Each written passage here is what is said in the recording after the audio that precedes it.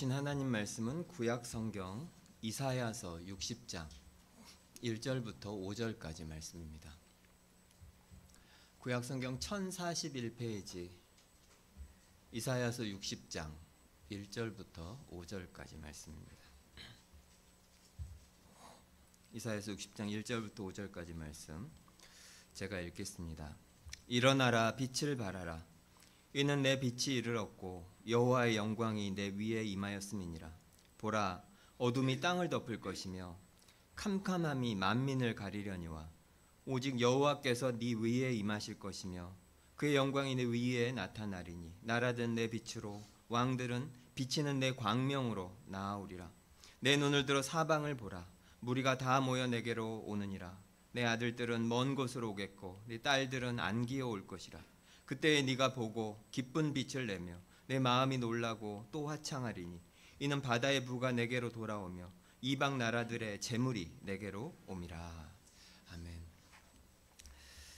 요한일서 강해를 올 초부터 해왔는데 잠깐 멈추려고 합니다. 교회 여러 상황들도 있고 해서 앞으로 한 달 동안 어둠 속의 빛이라는 아주 짧은 시리즈 설교를 한 4주 정도 하려고 합니다. 하나님의 부르심이 무엇인지 함께 말씀을 통해서 살펴보려고 합니다. 오늘 이사야서 60장, 특별히 이사야서 40장부터 66장까지 나머지 부분은 하나님께서 회복하고 완성하실 미래에 관한 그 종말의 때를 보여주는 장면이고, 오늘 이사야서 60장도 마찬가지입니다. 하나님께서 마지막 때에 온 세상을 다시 회복시키시면, 그리고 온 세상을 치유하시면 어떤 모습일지를 환상 가운데 보여주는 것이 이사야서 60장 말씀이에요. 1차적으로 읽기로는 이제 바벨론 포로로 붙잡혀 있던 이스라엘 백성들이 다시 그들의 땅으로 돌아오는 것에 대해서 말하고 있는 것처럼 보이지만, 사실은 그것보다 훨씬 더 큰 궁극적인 온 우주의 회복과 그리고 치유에 관해서 말하고 있습니다. 3절과 4절 말씀에 보면 나라들이 또 왕들이 내 빛으로 내 광명으로 나아온다. 땅에 있는 모든 왕들이 이제 예루살렘에 계신 여호와의 빛, 그 광명 가운데로 이렇게 다 와서 거기서 엎드리게 된다는 거예요. 그리고 또 4절에 보면 아들들이 먼 곳에서 오고 네 딸들이 안겨올 것이다. 온 세상에 아브라함의 자손들이 이제 먼 곳에서 와서 살게 돼요. 이제 적들도 없고 전쟁도 끝나고 서로 원수가 되어 나누어서 반목하고 그런 일도 없고 모든 사람이 화목하게 지내게 되는 바로 그 땅. 하나님께서 온 세상을 치유하시게 되면 이제 더 이상 서로 미워하는 것도 없고 전쟁도 없고 서로 죽이는 것도 없고 심지어 죽음도 없고 고통도 없는 그런 세상이 될 것이다. 이사야서가 말하고 있는 이 아름다운 우주의 완성된 시점, 그리고 우리가 잘 아는 것처럼 요한계시록에서도 바로 이것에 대해서 계속 말하고 있습니다.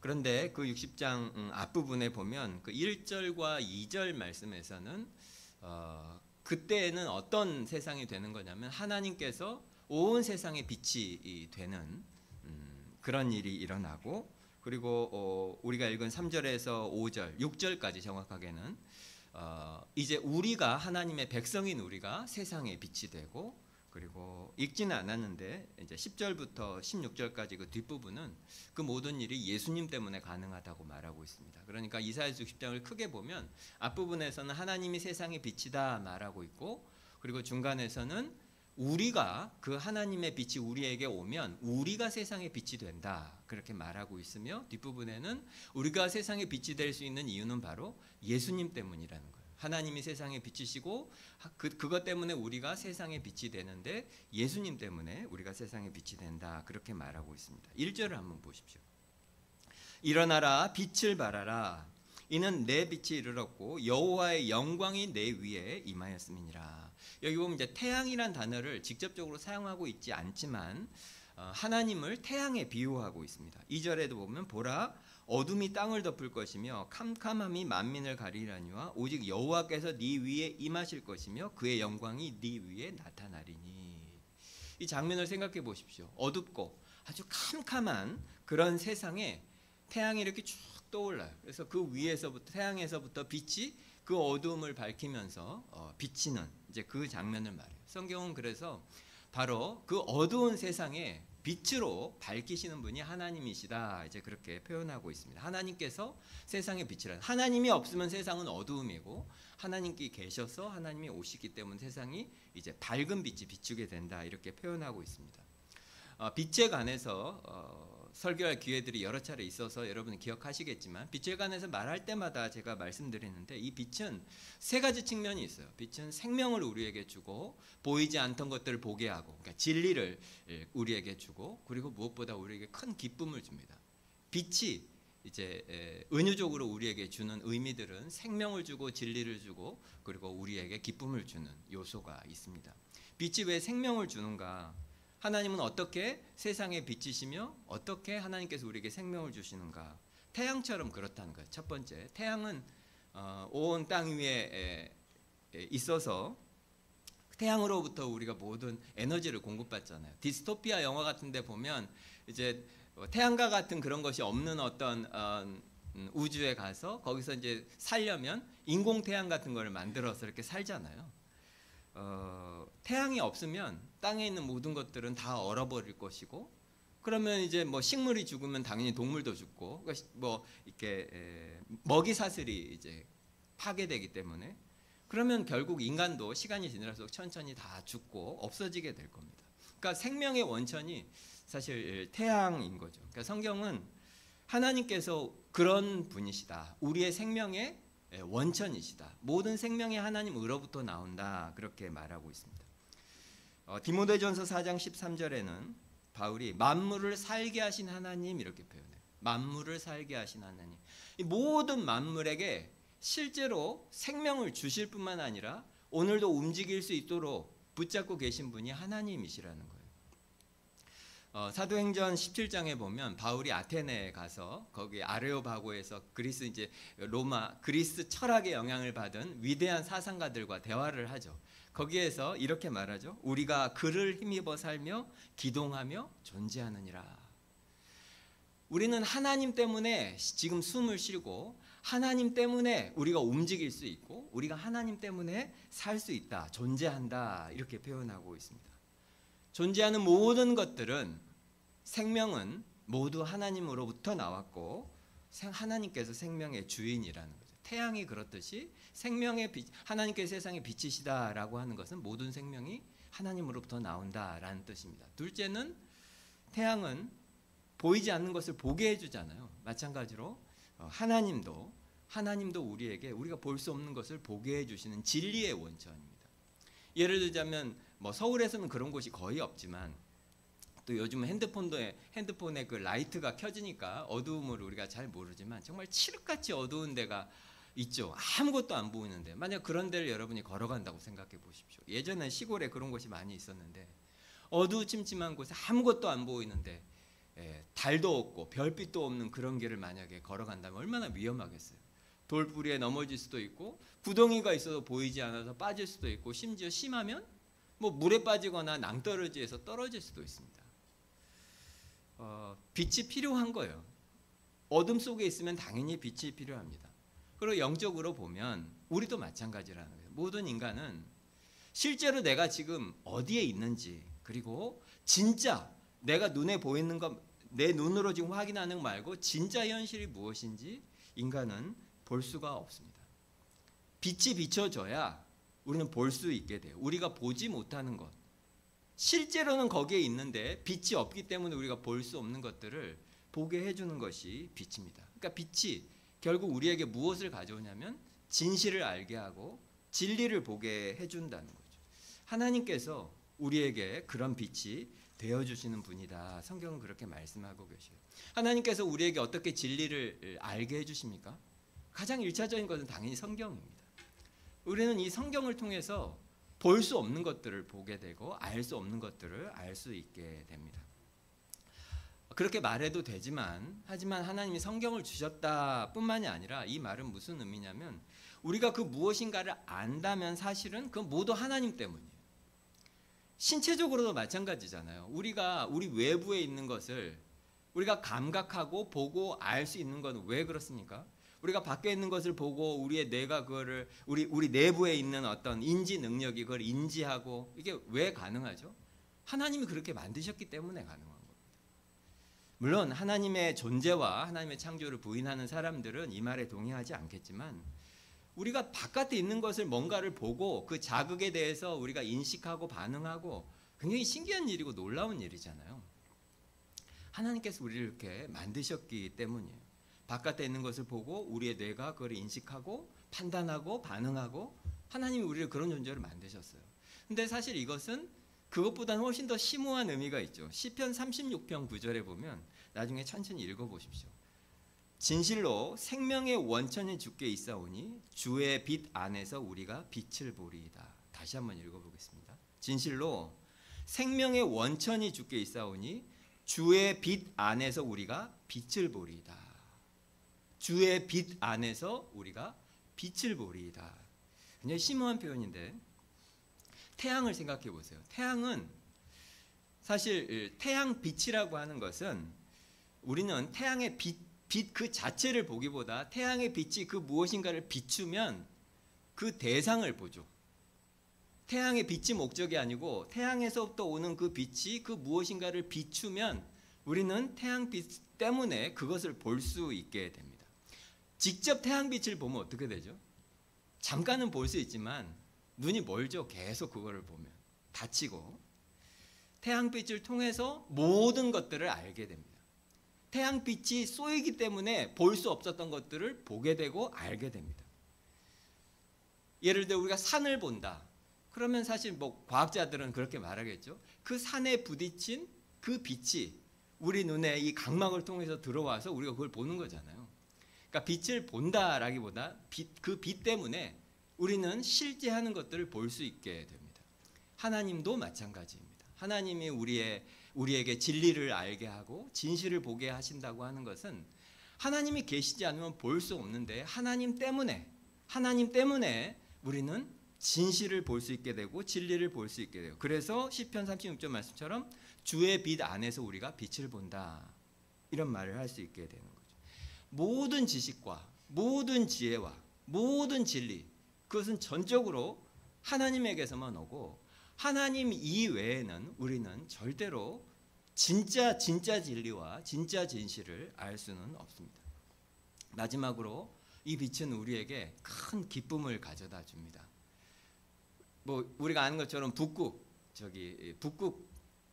지역에 가까울수록 막 백야 이런 거 있잖아요. 하루 중에 그냥 빛이 있는 시간이 2-3시간만 있고 나머지가 다 깜깜한 또 그런 계속 어둠인 그런 시간도 있고 그런 곳이 있습니다.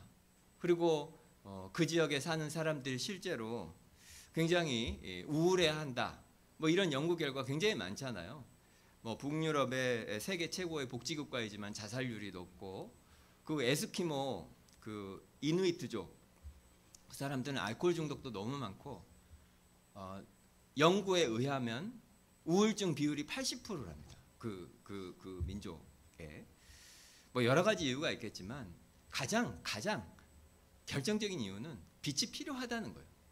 그냥 우리는 생명을 위해서 진리를 알기 위해서뿐만이 아니라 실제로 우리가 살고 기뻐하고 하기 위해서 빛이 필요합니다.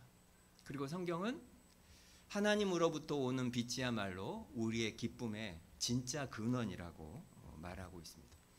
그 어거스틴의 유명한 말이 있죠. 그 어거스틴의 고백록이라는 책의 맨 첫 구절에 나오는 유명한 구절 많이 들어보셨어요. 당신은 당신을 향해 살도록 창조하셨으므로 우리 마음이 당신 안에서 안식할 때까지 우리에게 평안은 없습니다. 하나님께서 우리를 하나님을 위해서 그리고 하나님을 사랑하고 하나님의 사랑을 받으며 살도록 창조하셨기 때문에 인간은 하나님 이외에 다른 것에서는 절대로 평안을 그리고 안식을 만족을 얻을 수가 없다는 말입니다. 지금 우리가 삶에서 우리에게 기쁨을 주는 것들이 있죠. 진짜 많죠. 그거 다 하나님이 주신 너무나 좋은 선물들입니다. 하지만 그것은 궁극적으로 우리에게 기쁨을 주는 것이 아닙니다. 지금 여러분이 기뻐하고 있는 것들을 더 많이 가지면 더 안식하고 더 평안해지는 것이 아니라는 거죠. 우리는 그런 존재가 아니에요. 우리는 하나님으로 안식하고 하나님으로 만족하도록 지어졌기 때문에 지금 우리에게 기쁨을 주는 것들이 더 많다고 해서 우리가 안식하거나 평안을 누리게 되는 것은 아닙니다. 하나님이 우리의 기쁨의 원천이세요. 하나님이 빛이시다, 하나님이 세상의 빛이시다라고 하는 것은 하나님께서 온 세상에 생명을 주시는 분이시고 온 세상에 진리와 지식을 주는 분이시고 그리고 진짜 아름다움과 기쁨을 주는 분이시다, 그런 의미입니다. 하지만 오늘 말씀에서 이제 진짜 중요한 것은, 그리고 더 놀라운 말씀은 이제 3절부터 이어지는 6절까지 말씀입니다. 하나님이 그러신 분이신데 그 빛이 우리에게 비치면, 우리에게 그 빛이 비추어지면 이제 우리가 그 빛을 반사하는 존재가 돼서 우리가 세상의 빛이 될 수 있다. 그것이 이제 오늘 말씀의 핵심입니다. 1절에 네 빛이 이르렀고 여호와의 영광이 내 위에 임하였음이니라. 그 빛이 우리 위에 임하고 우리에게 비춥니다. 그러면 하나님으로부터 오는 그 생명, 그 진리, 그리고 그 아름다움, 기쁨, 이런 것들이 이제 우리 속에서 발산하게 되는 거죠. 그것이 나타나면 그것을 보고 사람들이 이끌려오는 거예요. 그것이 하나님으로부터 나오는 그 생명, 그러니까 우리에게 반사되는 그 원천이신 하나님이 우리를 통해서 나타나는 그 생명과 진리와 기쁨과 아름다움과 이런 것들을 사람들이 보고 거기에 이끌려오게 돼요. 그래서 온 땅에 있는 왕들과 아들과 딸들과 모든 사람들이 그 빛 가운데로 이끌려서 나오게 된다. 이것이 오늘 이 이사야서 60장이 말하고 있는 이 그림입니다. 산상수훈에서도 마태복음 5장 10절에 예수님이 말씀하시죠. 너희는 세상의 빛이라 말씀해요. 너희는 세상의 빛이라. 하나님이 세상의 빛이시지만 예수님은 우리가 세상의 빛이라고 말씀하고 계셔요. 에베소서 5장 8절에도 너희가 전에는 어둠이더니 이제는 주 안에서 빛이라. 전에는 어둠이더니 이제는 주 안에서 빛이라. 그러니까 하나님의 빛이 정말로 우리 영혼 가장 깊은 곳에 이렇게 비추어지면, 뭐 성경은 이것을 여러 가지로 표현하죠. 뭐 성령이 우리 속에 정말로 임재하시면, 혹은 뭐 우리가 거듭나면, 회심하면 다양하게 표현할 수 있습니다. 오늘 이사야서 60장 표현대로라면 하나님의 빛이 우리 영혼의 가장 깊은 곳에 비추이게 되면, 그러면 어떻게 된다? 우리가 세상의 빛이 된다는 것입니다.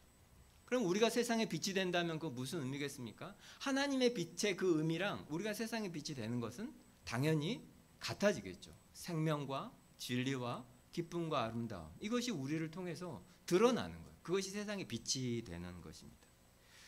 하나님의 빛이 우리 속에 오면 그 빛이라고 하는 것이 생명의 원천이기 때문에 그 빛에 비추면 당연히 우리 속에 무엇이 생깁니까? 생명이 생깁니다.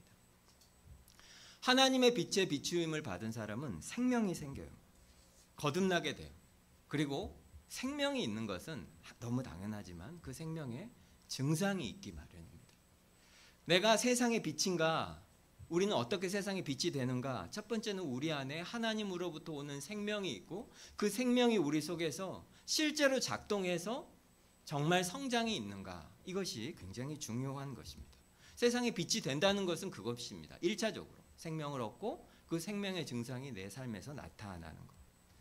예전에도 말씀드린 적이 있지만 이 성장이라고 하는 것은 두 가지가 있을 수 있겠죠. 벽돌이 있는데 벽돌 하나 위에 또 하나를 쌓고 또 하나를 쌓고 블록을 쌓듯이 그것이 성장입니까? 성장이죠. 그것도 성장이라고 할 수 있습니다. 이렇게 벽돌이 올라가니까. 하지만 또 다른 성장도 있죠. 여기에 땅에 씨앗이 하나가 뿌려지고 그러면 이제 비가 오고 해가 비치고 하면서 싹이 나고 나무에 키가 자라가고 줄기가 이렇게 굵어지고 가지가 무성해지고 그리고 마침내 열매가 무성하게 열리고 맺히고, 이게 성장입니까? 맞습니다. 이것도 성장입니다. 이 둘은 성장이라고 말할 수 있지만 완전히 다르죠. 둘은 이 블록을 쌓듯이 올라가는 것은 굉장히 이제 기계적이고 그리고 외적이고 그리고 양적인 그런 성장이라고 할 수 있고, 그리고 씨앗이 뿌려져서 나무가 자라 열매를 맺는 것 같은 이 성장은 그것은 유기적인 성장이고 내면으로부터의 성장이고, 그리고 굉장히 복합적인 그런 성장이고 그리고 질적인 성장이라고 할 수 있습니다. 그리고 성경이 말하고 있는 생명이 들어와서 우리에게 성장이 일어나는 빛이 생명이 우리 속에 들어와서 우리에게 변화가 나타나는 그 변화는 이런 양적인 성장이 아니고 이 질적인 성장을 말합니다. 이것은 굉장한 차이가 있어요. 이것이 그냥 명목상의 그리스도인과 그리고 정말로 하나님의 빛이 비추인 회심한 그리스도인의 차이입니다. 종교가 기독교인 사람과 은혜 아래 성장해가는 사람, 그런 차이라고 할 수 있습니다. 뭐 이런 예들은 그동안 너무 많이 들어서 잘 아실 거예요. 뭐 마틴 루터나 존 웨슬리 같은 교회 역사에 정말 거인과 같은 이런 사람들 둘 다 아시죠? 이런 사람들도 그 사람들 영혼 속에 하나님의 빛이 비추이기 전에, 다른 말로 새로운 생명이 그들 속에 심겨지기 전에 이 사람들은 이미 사역자였고 안수받은 사제였습니다. 두 사람 다. 사역자로서 이 사람들이 무엇을 했겠습니까? 설교를 했겠죠. 설교를 하고 사람들을 위해서 기도하고 교회를 섬기며 많은 일들을 했습니다. 설교하고 기도하고 성도들을 돌보고 교회를 섬기고 봉사하고 하는 일은 당연히 다 좋은 일들이죠. 선한 일들입니다. 하지만 이 사람들이 고백해요. 그때 내가 했던 모든 일들은 그냥 벽돌을 쌓는 것과 같은 그런 일들이었다. 그런 성장이었다는 거예요. 물론 교회를 섬기고 봉사하는 그 일이 무의미하다는 것이 아닙니다. 굉장히 귀한 것이고, 그리고 때로는 그리스도인의 성장에 있어서 중요한 계기가 되기도 합니다. 여러분의 인생도 마찬가지일 텐데 저도 개인적으로 마찬가지입니다. 제 믿음이 한 단계를 성장하게 되는 그런 계기가 됐던 중요한 일들이 있었는데, 그 중에 하나가 교회를 섬기게 되는 일이었어요. 그냥 교회 다니기만 하다가 어떤 계기로 교회를 섬기거나 성도들을 섬기는 일에 참여하게 됐을 때 그 일을 계기로 내 믿음이 확 변화하는 것을 스스로도 느낄 수 있었습니다. 참 신비한 것이, 이 하나님의 나라가 신비한 것이, 하나님의 나라는 참여할수록 더 많은 것을 누리게 됩니다. 그래서 교회를 섬길수록 오히려 내가 더 성장하게 됩니다. 그리고 내가 교회를 섬길수록 교회를 더 사랑하게 됩니다. 그건 너무 당연한 이치입니다. 해보셔서 다 아실 거예요. 그래서 조심스러운 마음은 알지만 너무 멀찍이 있지 마시고 교회에 조금 더 한 발 더 다가서서 참여해 보십시오. 그러면 하나님도 더 많이 알게 되고 하나님을 더 많이 경험하게 되고 믿음이란 무엇인지도 알게 되고, 그리고 스스로 믿음이 자라는 것을 경험하게 될 겁니다. 성장하게 된다는 거죠. 하지만 그렇게 일을 통해서 성장하는 것과 지금 여기서 말하고 있는 생명이 들어와서 자라는 것과는 조금 다른 것입니다. 루터도 웨슬레도 그리고 너무나 많은 신자들, 심지어 여러분 자신도 이런 고백을 할 거예요. 똑같지는 않습니다. 선한 일을 하고 봉사를 하고 좋은 거죠.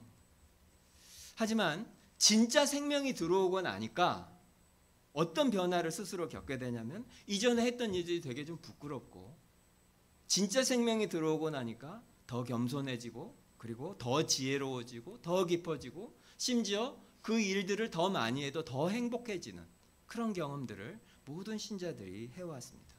왜 그럴까요? 그 빛이 나한테 비추면서 내 마음이 진짜로 변했기 때문에, 내 내면에 진짜 변화가 생겼기 때문입니다. 부담되실 수 있겠지만 스스로 점검해 보십시오. 여러분은 그런 변화를 겪어오셨습니까? 한 3, 4년 전과 지금 여러분에게 그런 차이가 있으신가요? 아니면 새벽기에 오기 전과 지금 여러분은 어떤 변화가 있습니까?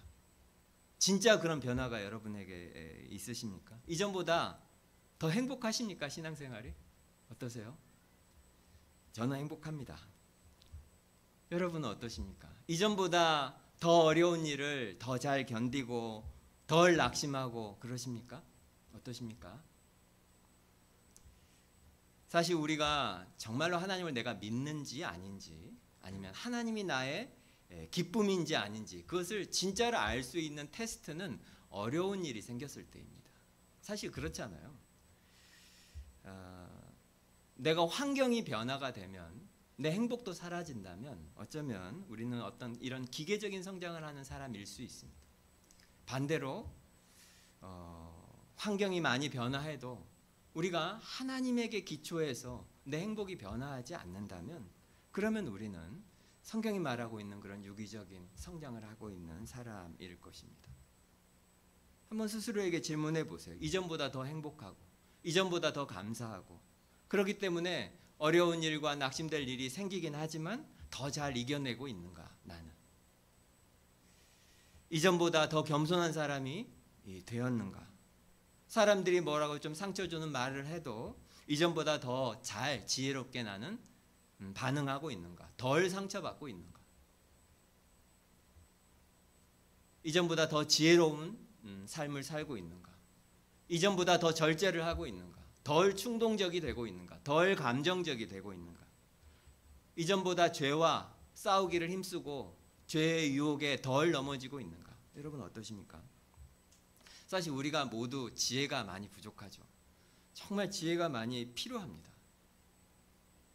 나이가 많이 든다고 해서 지혜가 저절로 생기는 것은 아닙니다. 우리는 우리의 감정에 굉장히 휘둘리는 존재들이고 그리고 걱정과 염려가 많고 그래서 충동적이 될 때가 참 많아요. 그래서 같은 실수를 되풀이해요. 하지만 하나님의 빛이 비추고 은혜 가운데 우리가 진짜로 변화해 가고 성장해 가면 변합니다. 조금씩. 경험하고 계시죠? 예전보다 뭐 얼만큼이라고 몇 퍼센트라고 말할 수는 없지만 조금 더 지혜로워지구나 내가 느낄 수 있어요. 왜냐하면 하나님께서 우리를 지혜롭게 하시거든요. 말씀과 예배와 기도와 찬양과 이 신앙생활을 통해서 조금씩 나를 변화시켜 가십니다. 그래서 예전보다 조금 덜 충동적이 되고 덜 감정적이 되게 해주셔요. 여전히 걱정을 하지만 너무 걱정하지 않고 걱정해서 막 절망하지 않고 용기를 슬그머니 주십니다. 예전보다 더 용기를 내게 해주셔요. 우리에게 이런 변화가 있는가? 그걸 점검해 보십시오. 일어나라 빛을 발하라 오늘 1절이 말하죠. 우리에게 그 하나님의 빛이 오면 하나님의 영광이 우리 위에 임하면 우리에게서 그 빛이 나타나게 됩니다. 다른 말로 지금 말씀드린 것처럼 변화가 생긴다는 거예요. 그냥 봉사와 선한 행위를 하고 교회의 어떤 맡겨진 일을 하고 이런 것이 아니라 실제로 성장을 하게 돼요. 실제로. 우리 내면에서부터 진짜 변화, 진짜 성장 이런 게 생겨요. 성경에서는 그걸 뭐라고 하죠? 그 열매들이 사랑과 희락과 화평과 오래 참과 자비와 양선과 충성과 온유와 절제라고 말하고 있습니다. 만약에 어떤 한 사람 속에 그것이 조금씩이라도 균형 있게 다 조금씩 성장해 가면 어떨까요? 상상을 해보십시오. 사랑과 희락과 화평과 오래 참음과 자비와 양선과 충성과 온유와 절제가 우리 속에서 조금씩 자라면 어떨까요? 그런 사람 보면 어떤 느낌이 들까요? 멋있겠죠. 멋있겠죠. 그 사람 속에 그런 게 나타나면 매력 있는 사람이 됩니다. 이것이 우리가 세상에 빛이 된다는 의미 중에 한 가지입니다. 이것을 매우 잘 보여주는 것이 초대교회예요. 이야기 많이 들으셨겠지만 교회 역사 초기에 교회는 세상으로부터 엄청난 핍박을 받았습니다. 로마는 교회를 일종의 사이비 집단이라고 여기고 또 제국 전체의 그런 연합 이거를 방해하는 그런 세력으로 여겨서 교회를 핍박하고 교회를 무너뜨리고 성도들을 투옥하고 죽였습니다. 그래서 예루살렘에만 교회가 있는 게 아니라 이제 로마 제국 전체로 교회가 퍼져 나갔을 때 교회에서 굉장히 중요한 것 중에 하나가 집사님들이었어요. 집사님들이 어떤 역할을 했냐면 문지기 역할을 했습니다. 지금처럼 이제 뭐 안내하는 집사님들 계시잖아요. 안내하는 집사님들은 낯선 분이 교회에 와가지고 새벽교회냐고 하면 얼마나 반갑겠어요. 막 주보를 주면서 막 앉히겠죠. 근데 그 당시에는 그럴 수가 없었어요. 낯선 사람이 교회에 오는 것을 아무도 환영할 수가 없었어요.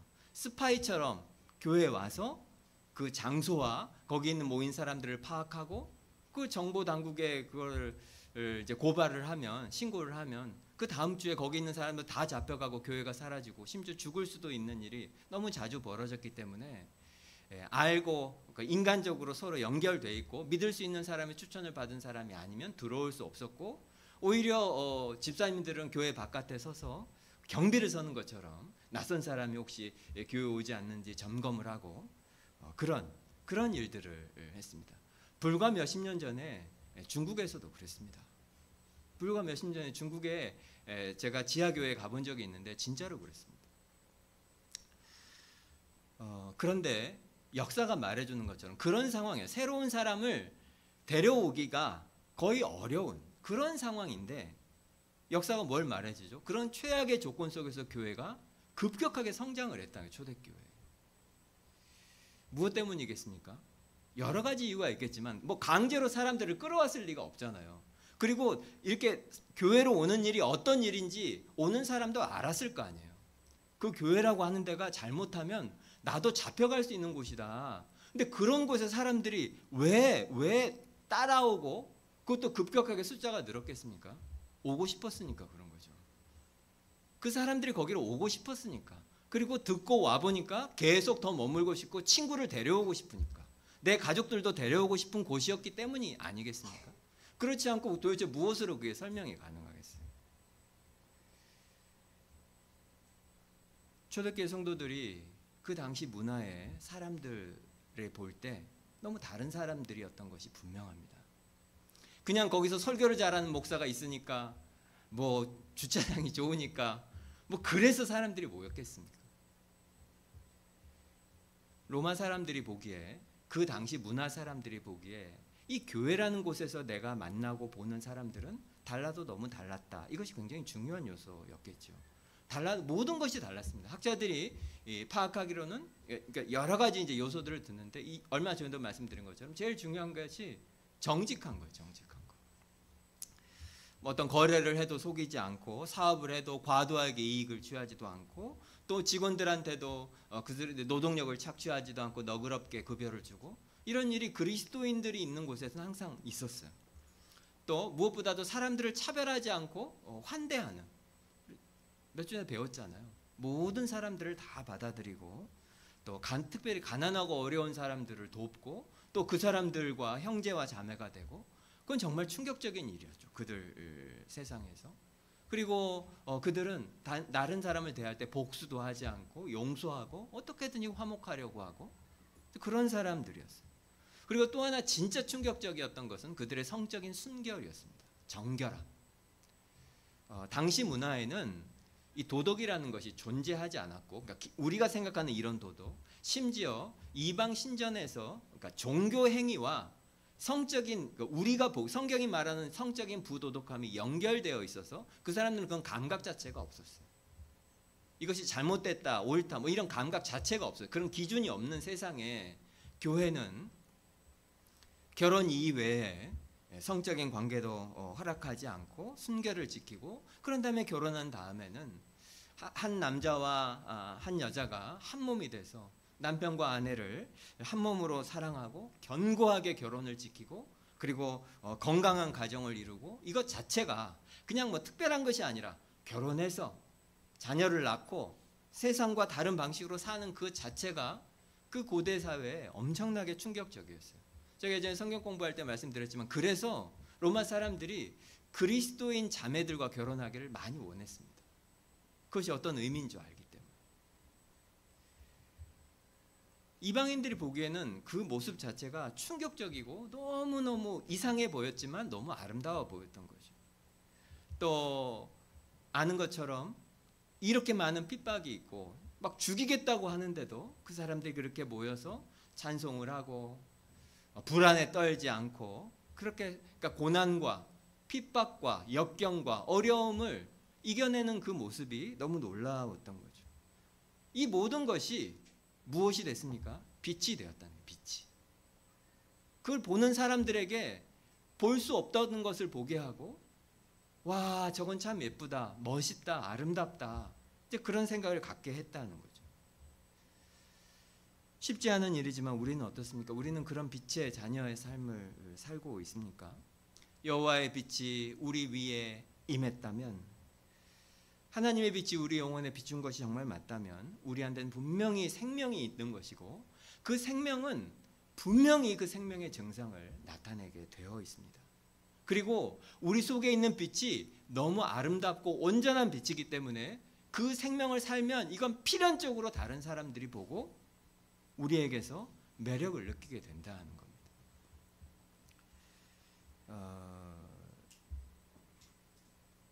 이것이 우리가 세상에 빛이 되는 첫 번째이면 우리는 어떻게 그렇게 할 수 있는가? 우리에게 어떻게 그런 생명이 우리 속에서 약동하고 그 증상들이 나타날 수 있는가?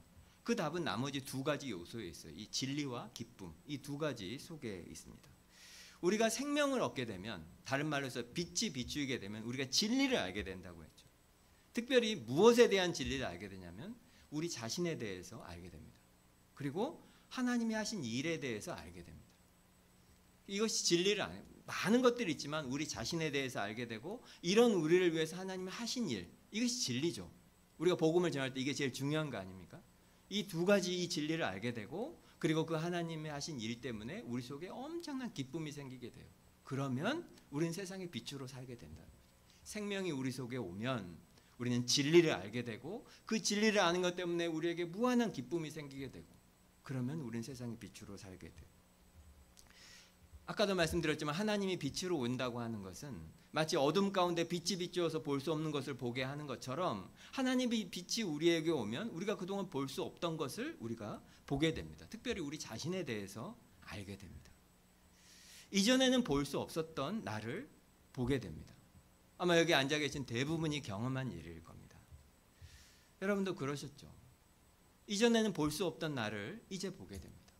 자매님들은 특히 잘 아시겠지만 예를 들어 조금 어두침침한 그런 방에서 뭐 화장을 했다고 생각해 보십시오. 약속이 있어서 막 급하게 어두침침한 방에서 막 화장하고 옷 입고 그리고 밖에 딱 나왔는데 화장이 너무 진하다. 그리고 나도 몰랐는데 옷에 막 얼룩이 있었다. 너무 당황한 그런 일들이 없으셨기를 바라지만 그럴 수 있습니다. 왜냐하면 밝은 빛 아래 가면 볼 수 없던 것이 보이는 거거든요. 그래서 지난주에라도 말씀드린 것처럼 우리가 정말로 하나님의 빛이 나에게 비추고 내가 정말로 그리스도인이 맞는가? 그 첫 번째 증상 중에 하나는 내가 나에 대해서 이전에 볼 수 없었던 특별히 나의 결점과 나의 흠과 나의 죄를 내가 보는가? 이것이 가장 중요한 것입니다. 이전에는 보지 못했던 것이고 절대로 인정도 하지 않았던 거예요. 오히려 자랑스럽게 여겼던 것일지도 몰라요. 그런데 이제는 그것이 흠으로 너무나 부끄러움으로 큰 죄로 그렇게 보인다면 그것이야말로 내가 빛에 있구나. 나에게 빛이 비쳤구나. 이것을 우리가 확신할 수 있게 됩니다. 콰이강의 달이라는 영화 혹시 아십니까? 네, 몇 분만 아시는 것 같아요. 옛날 영화이기 때문입니다. 이 영화는 몰라도 이 OST는 아실 거예요. 휘파람 소리가 나면서 영국군 포로들이 이렇게 걸어가는 장면에 나오는 제가 할 수는 없고 한번 들어보세요. 듣는 순간 알 거예요. 그 정도로 유명한 OST예요. 그 영국군 포로들이 이제 일본군에 붙잡혀서 이렇게 있는데 이제 일본군들이 이 포로들에게 영국군들에게 이제 노역을 시키려고 하니까 영국군들이 이제 반발합니다. 특별히 영국군 장교는 그런 일 안 한다 하면서 이제 안 하려고 해요. 그래서 이제 이렇게 일본군들이 무시를 하고 그러니까 자존심이 좀 상해서 그렇지만 우리는 위대한 영국군이다. 이거를 이제 보여주고 싶어서 그 콰이 강에 이렇게 다리를 짓는 그 프로젝트를 우리 영국군이 해내겠다. 우리가 얼마나 위대한 군인인지 증명해서 보이겠다. 그리고 이제 자기 포로로 붙잡혀 있는 이제 군인들에게도 뭔가 자존감도 세워주고 그렇게 하려고 이제 그거를 자청해서 하겠다고 해요. 그리고 엄청나게 열심히 그 다리를 지어요. 포로들이, 영국군 포로들이. 그런데 문제는 그것이 다 완성이 되고 나면 그것이 영국에 도움이 되기보다는 연합군에게 도움이 되기보다는 사실 일본군한테 도움이 되는 적에게 이로운 다리인 거예요. 그게. 그런데 이제 자기 자존심 때문에 그거를 죽으라고 열심히 이제 부하들을 데리고 합니다. 근데 연합군은 그게 지어지면 안 되기 때문에 연합군 쪽에서는 그 다리를 어떻게든 폭파시키려고 막 해요. 그리고 이 영국군 장교는 딜레마에 빠진 거죠. 그러다가 뭐 그거를 방해하고 하면서 자기 부하들도 죽는 일까지 생겨요.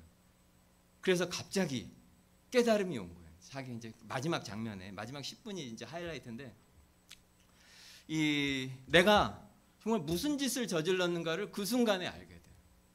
그리고는 마지막 순간에 내가 절대로 하지 말았어야 됐는데 이것이 우리의 자존심이라고 생각했고 나를 증명하는 길이라고 생각했고 너무 열심히 그걸 해왔는데 막판에 이것이 정말 끔찍한 짓이었다고 하는 것을 알게 됐고 그래서 결국에는 그 다리를 폭파시키는 걸로 이제 영화가 이제 끝이 납니다. 하나님의 빛이 오기 전에 사실 우리 모두가 같아요. 성경 로마서 3장에 우리가 잘 아는 것처럼 모든 사람이 죄를 범하였음에 하나님의 영광에 이르지 못한 모든 사람이 의인은 없나지 하나도 없으며 깨닫는 자도 없고 하나님을 찾는 자도 없고 다 치우쳐 함께 무익하게 되고 선을 행하는 자도 없나니 하나도 없도다. 하나님의 빛이 비추이기 전에 모든 인간은 같습니다. 이건 과장이 아니에요. 스스로 꽤 착하게 산다고 생각하는 사람들이 있죠. 나 정도면 괜찮다. 내가 그래도 그저께 나쁜 사람은 아니다. 그렇게 생각한 사람들이라도 진짜 하나님의 빛이 비추이면 진짜 자신의 모습을 보게 됩니다. 내가 무슨 일을 한 거지? 내가 한 모든 일이 너무 부끄럽구나. 어떻게 내가 그렇게 살 수가 있었지? 이것이 하나님의 빛이 비추인 사람들의 모든 사람들의 공통적인 고백입니다. 왜냐하면 빛이 오면 진짜가 보이거든요. 진짜 나를. 이것이 빛이 비추인 생명의 첫 단계입니다. 하지만 거기서 그치지가 않죠. 그 빛은 우리만 보게 하는 것이 아니라 무엇을 보게 합니까? 하나님이 하신 일도 보게 합니다. 나의 그 끔찍함을 보게 하지만 이 끔찍한 나를 위해서 하나님이 무슨 일을 하셨는가도 보게 하는 것이 빛이 비춰주시는 일이에요. 10절 말씀 한번 보십시오. 내가 노하여 너를 쳤으나 역사적으로 보면 남유다, 그러니까 북이스라엘과 남유다가 모두 우상을 섬기기 때문에 하나님께서 아수르와 바벨론을 통해서 그 나라를 다 망하게 하셨죠. 내가 노하여 너를 쳤으나. 그런데 뒷부분에 뭐라고 하시죠? 이제는 나의 은혜로 너를 불쌍히 여겼은지. 이제는 내가 은혜를 베푼다. 하나님 그렇게 말씀하시죠. 15절에도 다시 전에는 네가 버림을 당하며 미움을 당하였으므로 내게서 가는 자가 없었으나 이제는 내가 너를 영원한 아름다움과 대대의 기쁨이 되게 하리라. 전에는 네가 그랬지만 내가 너한테 기쁨을 주겠다. 그리고 마지막 16절에는 나 여호와는 내 구원자 내 구속자 야곱의 전능자인 줄 알리라. 너희가 이전에 그런 자들이었지만 그래서 너희가 그런 벌을 받았지만 내가 너희를 구원하고 내가 너희를 구속하겠다. 그 말입니다. 하나님의 빛이 비추면 나를 알게도 되지만 또 동시에 하나님이 나를 위해서 하신 큰 일을 보게 되고 알게 됩니다. 이것이 이제 진짜 핵심이죠. 하나님이 나의 구원자시고 나를 구속하셨구나. 이 구속이란 단어 우리 많이 배웠죠. 구속이란 단어가 영어로 redeem이고 구약 성경에서는 기업물을 자라고 말하는 게 이 구속입니다. 구속이라고 하는 것은 이렇게 노예로 자유가 없어진 그런 노예에게 그 노예 돈이 있잖아요. 그 돈을 노예 주인에게 지불하고 이렇게 자유를 주는 거. 그것이 구속이에요. 그러니까 몸값을 지불하는 거죠. 하나님이 우리에게 그렇게 해주셨다는 것입니다. 우리가 갚을 수 없는 빚이 있는데 예수님께서 십자가에서 죽으셔서 그 값을 다 지불해 주셨다는 거예요. 우리 대신에. 그것이 우리를 구속하셨다는 의미예요. 하나님이 우리를 위해서 하신 일은 죄 가운데서 그렇게 끔찍한 우리들을 위해서 그런 값을 지불해 주셨다. 마태복음 27장에 보면 예수님께서 그 값을 지불하시는 장면이 나오죠. 십자가에서 예수님이 달리셨는데 갑자기 캄캄한 어둠이 내립니다. 굉장히 상징적인 장면이에요. 오늘 우리가 빛과 어둠에 관해서 보고 있는데 예수님께서 십자가에서 돌아가실 때 한낮이었는데 갑자기 어둠이 임합니다. 무슨 의미겠습니까? 제6시로부터 온 땅에 어둠이 임하여 제9시까지 계속되더니 제9시쯤에 예수께서 크게 소리질러 이르시되 엘리 엘리 라마 사박다니 하시니 이는 곧 나의 하나님 어찌하여 나를 버리셨나이까 하는 뜻이니라. 하나님의 빛이시라고 하는 것은 우리에게 생명을 주시고 진리를 주시고 기쁨을 주신다는 그런 의미예요. 그럼 어둠은 뭐겠습니까? 반대로 그것을 다 빼앗아가는 것이 어둠이죠. 십자가에서 예수님이 계실 때 어둠이 예수님에게 임합니다. 예수님에게 모든 것이 쏟아진 그 어둠이, 우리에게 마땅한 그 어둠이. 그래서 예수님께서 아버지를 이루시고 지옥을 경험하시고 우리가 마땅히 경험해야 될 모든 것을 예수님이 십자가에서 다 경험하십니다. 그리고 우리에게 합당하지 않은 그 예수님의 의와 예수님의 빛과 예수님의 생명과 진리와 기쁨이 다 우리에게 오는 것이 십자가에서 예수님이 하신 그 일입니다. 이것을 보아야 하는 거죠. 하나님이신 예수께서 우리를 위해서 우리를 너무나 사랑하시기 때문에 자원하는 마음으로 십자가에서 자신의 목숨을 버리는 것을 보는 것, 그리고 아는 것, 그것보다 더 기쁘고 그것보다 더 감격적이고 그것보다 더 아름다운 일은 없습니다. 여러분을 위해서 그 누군가가 작은 희생을 하는 것만 해도 우리가 얼마나 막 미안해하고 그럽니까? 그런데 온 우주의 하나님이신 그분이 오직 나를 위해서, 나와 같은 사람을 위해서 자신을 버리시는 것을 보는 것. 보이지 않아요. 보이지 않다가 빛이 오면 우리는 그것을 볼 수 있게 됩니다. 빛이 없으면 그것을 안다고 해도 잘 알지를 못해요. 근데 빛이 비추면 그것을 진짜로 보게 됩니다. 그리고 그것이 밝은 빛 가운데 드러나서 보이면 우리는 그 앞에서 무너지지 않을 수가 없어요. 그것이 진짜 우리에게 변화를 가져오게 됩니다. 예수님이 나를 위해서 하신 일, 그 사랑과 그 희생과 그 은혜, 우리가 만약에 진짜로 그것을 알면 그러면 어떤 반응을 하게 됩니까? 주님이 나를 위해서 이렇게 하셨다면 나도 주님에게 나 자신이라도 내 생명이라도 드리고 싶다. 이것이 그 빛 가운데서 이 하나님이 하신 일을 진짜로 본 사람들의 반응입니다. 이제 삶에 원하는 건 단 한 가지. 내가 아니라 어떻게 하면 내가 그분을 기쁘시게 할까? 그래서 그 하나님을 기쁘시게 하는 일이라면 그것을 하고 싶어 합니다. 그것이 나한테 얼마나 힘들까? 얼마나 내가 괴로울까? 얼마나 불편할까? 얼마나 대가가 들까? 내가 무슨 희생을 해야 할까? 그것에 대해서 덜 생각하게 된다는 거죠. 그것을 더 깊이 생각하지 않아요. 무엇을 먼저 생각합니까? 하나님이 얼마나 기뻐하실까? 이것이 하나님의 이름을 얼마나 높일까? 이것이 어떻게 하나님에게 영광을 돌릴까? 그것을 먼저 생각하게 돼요. 그리고 그것이 바로 우리가 세상에 빛이 된다는 의미입니다. 그것이 우리가 사는 방식이에요. 우리가 그렇게 사는 것이 세상에 빛이 되는 것입니다. 오늘 성경은, 그리고 하나님은, 예수님은 우리가 세상의 빛이라고 말씀하십니다. 우리 빛으로 살기를 바랍니다. 그냥 착하게 뭔가 남들처럼 그렇게 나쁜 짓 안 하고 사는 거, 그래서 우리가 세상의 빛이 아닙니다. 우리는 하나님의 빛 앞에서 내가 얼마나 추한 존재인지 죄인인지 보게 되고 절망하지만 우리 구주의 그 십자가에서 우리를 위해서 하신 그 일이 너무나 감격스럽고 너무나 감사하고 너무나 기쁘고 너무나 아름다워서 그 사랑에 사로잡혀 사는 것입니다. 그것이 세상의 빛이 되는 거예요.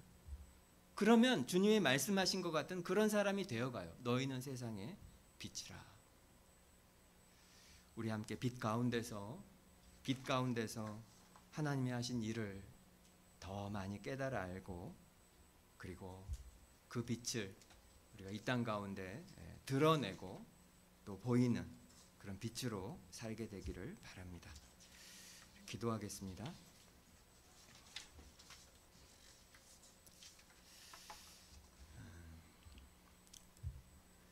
어두운 세상에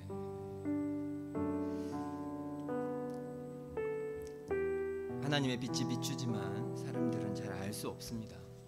하나님께서 몇몇 사람들인 우리에게 특별한 은혜를 주셨고, 그리고 그 빛을 통해 우리가 누구인지, 그리고 그런 우리를 위해서 하나님이 하신 일이 무엇인지를 보여주십니다. 우리 기도할 때 우리가 매번 구하는 밝은 빛 가운데서 우리에게 더 잘 드러나도록 나와 같은 자를 위해서 하나님이 어떤 일을 하셨고 얼마나 우리를 사랑하시는지 우리가 확신하기를, 그리고 거기서 그치는 것이 아니라 그 사랑의 빚진 자로 우리도 세상의 빛이 되도록 하나님의 아름다우심과 그 은혜와 사랑을 우리의 삶으로 묘사하고 드러내고 나타내는 삶을 우리가 살기를. 한 주간 우리에게 주어진 삶이 있는데 하나님 우리 보내신 곳에서